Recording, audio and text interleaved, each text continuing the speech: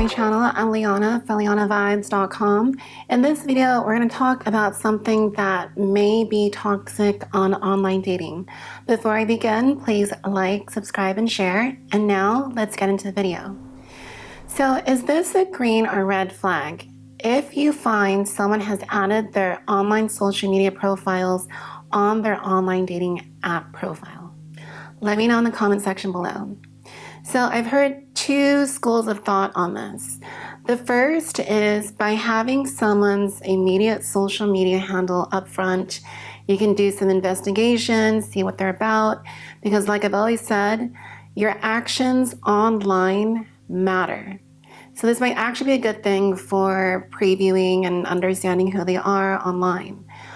On the other side is that this may actually just be an attribute and tactic of a narcissist trying to get narcissistic supply. Think about that for a second. Also, it invites this one core issue.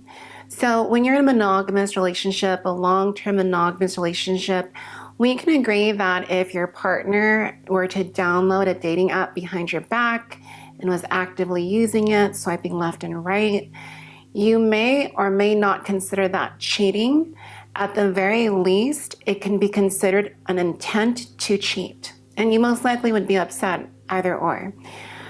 What happens when a person's social media following and followers are a high percentage of people from the dating apps, meaning that once they got into a committed, exclusive, long-term relationship with you, even though they've deleted all their online dating apps, their social media apps are now a dating app by proxy.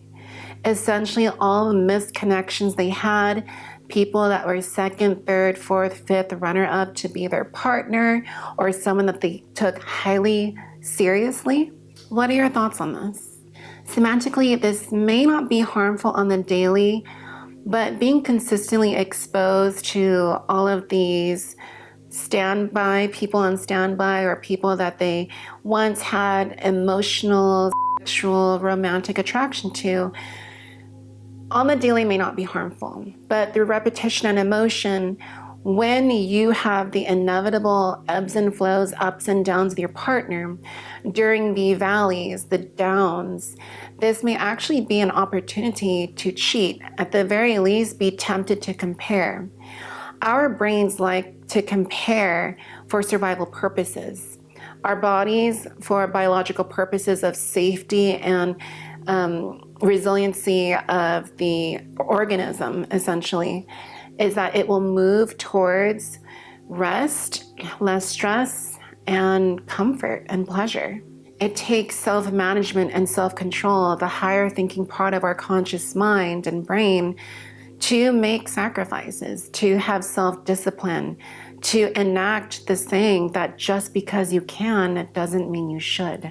Personally, I feel that if you match with someone and you do the vetting, which is in the DMs, which a person should put a bit more effort than just one-worded replies and answers, because there's no way you're going to make a connection off that when a person might have a very full inbox. A person who puts some thought and a little bit of effort, that will probably yield better results than one-worded answers. Why would you give your social media to someone who only talks to you with one-worded replies and answers?